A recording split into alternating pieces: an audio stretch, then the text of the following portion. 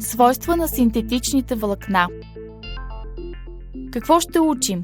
Какви са свойствата на синтетичните влакна? Синтетичните влакна са създадени от човека и се получават чрез химичен синтез от нискомолекулни продукти. Те са полимери, изградени от голям брой мономерни единици, наречени елементарни звена, свързани чрез химични връзки. Тъй като са произведени от продукти, които се срещат в изобилие, дрехите, изработени от синтетични влакна, са по-евтини от дрехите, изработени от естествени влакна.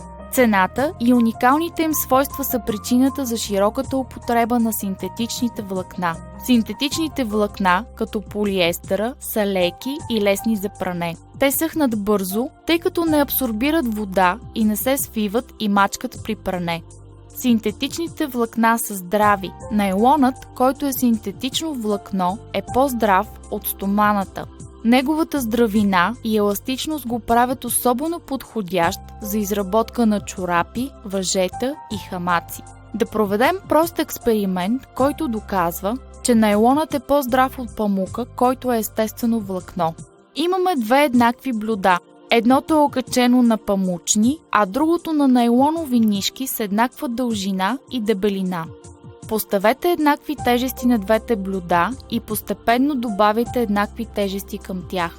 Когато тежестта се увеличи до определена стойност, памучните нишки се късат, а найлоновите задържат същата тежест, без да се скъсат. По този начин разбираме, че найлонът е по-здрав от памука. Синтетичните влакна са ценни в много отношения, но имат и недостатъци. Те не абсорбират вода, не са хигроскопични. По тази причина те не попиват потта и залепват за тялото, което ги прави неудобни през лятото. Синтетичните дрехи са лесно запалими, горят бързо и се стопяват, което може да причини сериозни изгарания, затова не трябва да се носят по време на готвене. Те не се разлагат, което замърсява околната среда и така причиняват вреди на всички живи същества. Какво научихме? Синтетичните влакна имат уникални свойства. Те са лесни за почистване, леки, здрави и еластични. Имат и някои недостатъци. Те са лесно запалими и не абсорбират вода и пот, което ги прави неудобни за носене през лятото.